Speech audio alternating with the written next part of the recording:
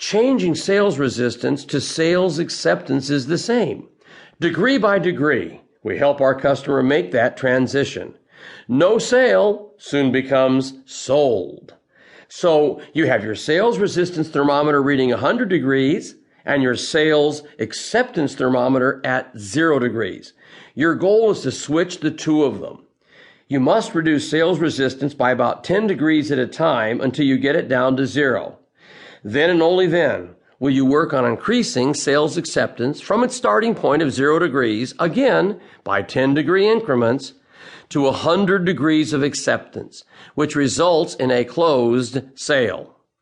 The power of this system is that there is a very specific reason for applying each 10-degree reduction step in the order it is taught. Please remember throughout this training the value of the word sequence. As with anything relating to temperature, it's not wise to decrease or increase too quickly. Either of those situations can cause challenges for those experiencing the change. And you cannot reduce the temperature from 50 degrees to 40 degrees until you've already come down the other increments from 100 degrees. The principles in this system are psychologically sound, and each step in the sequence builds on the prior step in a logical manner to break down sales resistance and to increase sales acceptance. Another point, you would never try to increase sales acceptance before reducing sales resistance. It would be a waste of everyone's time and would not result in a sale. It would result in a stall or conflict within the potential client to where they would simply choose not to make any decision today.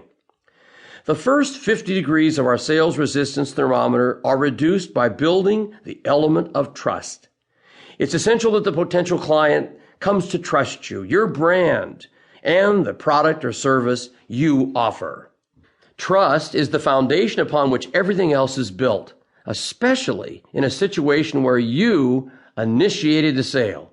You started the process. Now, as you look at your thermometer, you'll notice that the lower 50 degrees of sales resistance involve the element of need. Determining the client's need, specifically for the type of product you offer, is part of your qualification sequence. Studies have proven that this is the area that separates the average salesperson from the top salesperson. Those who earn the highest income in sales have honed the skills required to establish need to the point where it has become reflexive.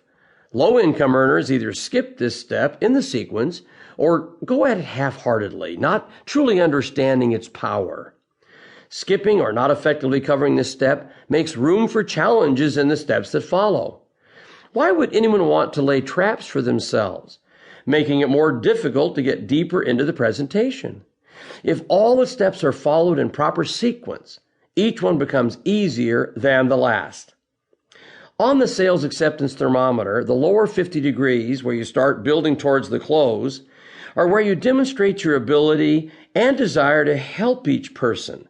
This is where you persuade them that you and your company can offer an excellent solution for the challenge or need that has been established. The final top 50 degrees of the sales acceptance thermometer are where you create the sense of urgency.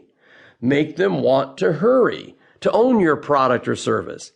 This is when you're heading for the barn. They've been convinced of your offering. It's just a matter of when and how they'll own it. Both of those areas are covered again in sequence. So it becomes natural for the client to make the final decision today, right now. So let me do a little recap. The overall picture of the Sell It Today system includes two thermometers. One represents sales resistance. The other represents sales acceptance. Each represents two elements of the system. Sales resistance is broken down by the elements of trust and need, while sales acceptance is developed with help and hurry.